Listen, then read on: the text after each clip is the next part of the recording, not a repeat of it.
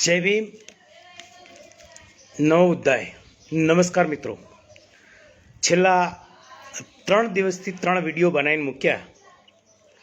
જેટલા પણ લોકોએ આ વિડીયો જોયો છે એ તમામનો હું દિલથી આભાર વ્યક્ત કરું છું।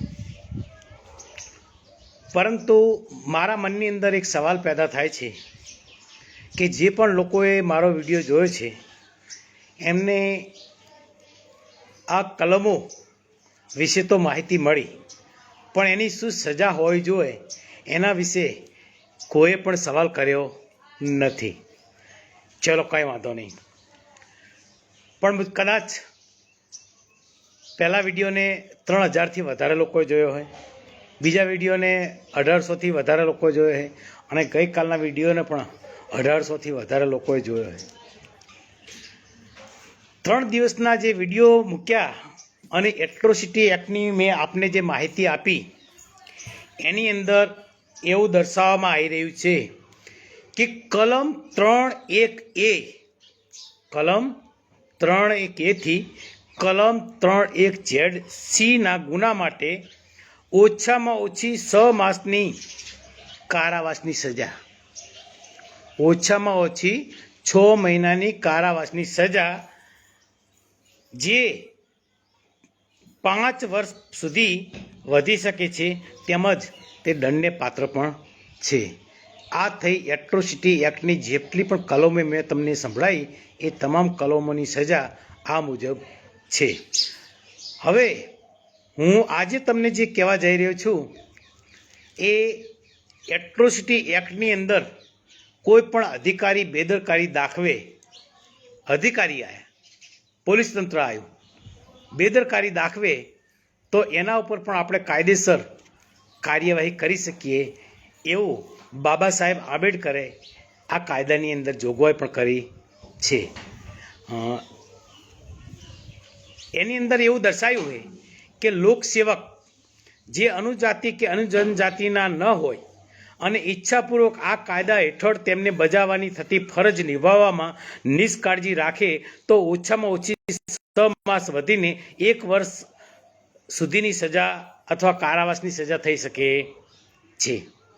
શું કહેવા માગે કે લોકસેવક એટલે કે જે રક્ષક લોકો હોય, પોલીસ તંત્ર હોય, જે અનુજાતિના અથવા અનુજનજાતિના ન હોય અને ઈચ્છાપૂર્વક આ કાયદા હેઠળ તેમજ બજાવવાની થતી ફરજ નિભાવવામાં નિષ્કાળજી રાખે તો ઓછામાં ઓછી 6 માસ જે વધીને 1 વર્ષ થઈ શકે છે અને કારાવાસની સજાને પાત્ર પણ ઠરશે। આપણે કોઈ પણ કેસ દાખલ કરવા જઈએ અને કેસની અંદર જો બેદરકારી રાખે તો કલમ 4(1)A મુજબ આપણે એમના ઉપર કેસ દાખલ કરી શકીએ છીએ। આથી અધિકારીઓની વાત, તેમજ કલમ 4(1)માં દર્શાવેલ બજાવવાની થતી ફરજો નીચે મુજબની છે। એટ્રોસિટીના એક્ટની અંદર તપાસ અધિકારી ડીવાયએસપી સાહેબ આવે, એ જે ફરજો બજાવવાની છે એ ફરજો બજાવવામાં નિષ્કાળજી રાખે તો 4(1)2 મુજબ કેસ દાખલ થઈ શકે છે। જાણકારી આપનારે આપેલ મૌખિક જાણકારી જવાબદાર પોલીસ મથકના અધિકારીએ લેખિત કરી તેમાં જાણકારી આપનારની સહી કરાવ્યા પહેલાં વાંચી સંભળાવી જોઈએ। કોઈ પણ SC કે ST કાસ્ટનો વ્યક્તિ એટ્રોસિટી એક્ટ નોંધાવવા માટે જાય, એટલે કે ફરિયાદ નોંધાવવા માટે જાય, એને કહેવાય FIR, first information report. FIR ફરિયાદ નોંધાવવા જાય અને ફરિયાદ નોંધે, પણ જો ફરિયાદીને વંચાઈ સંભળાયા વગર સહી કરે અને જો એવી બેદરકારી રાખે તો એમના ઉપર 3(2)A મુજબ કેસ દાખલ થઈ શકે છે। 3(2)A મુજબ કેસ દાખલ થઈ શકે છે। એમની ફરજ છે કે કોઈ પણ SC કાસ્ટનો વ્યક્તિ કે ST કાસ્ટનો વ્યક્તિ FIR નોંધાવવા માટે આવે તો ફરજિયાતપણે એ અરજી લીધા પછી, ફરિયાદ નોંધાયા પછી તેને વાંચી સંભળાયા પછી જ એની સહી કરાવી, એ પહેલાં સહી કરવામાં આવતી નહીં। એને માન્ય હોય કે હા મેં જે નિવેદન આપ્યું હોય એ નિવેદન મુજબ જ આપણે ફરિયાદ નોંધી છે તો જ હું સહી કરી શકું, અને બાકી સહી કરવાની કોઈ ધમકીથી સહી થાય નહીં. જો કદાચ જબરજસ્તીથી સહી કરાવવામાં આવે તો 4(2) મુજબ એમના ઉપર પણ કાયદેસર કેસ થઈ શકે છે.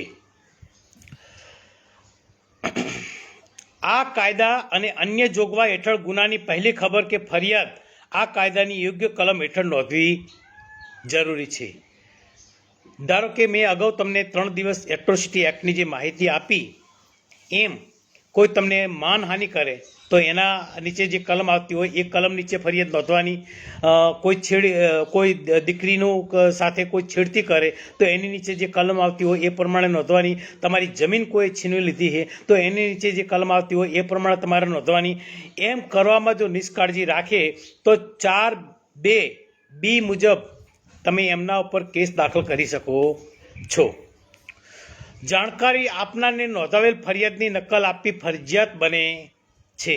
જે પણ વ્યક્તિએ એટ્રોસિટી એક્ટની ફરિયાદ નોંધાઈ છે અને ફરિયાદની નકલ ન આપે તો 4(2) મુજબ એમના ઉપર કાયદેસર કાર્યવાહી થઈ શકે છે.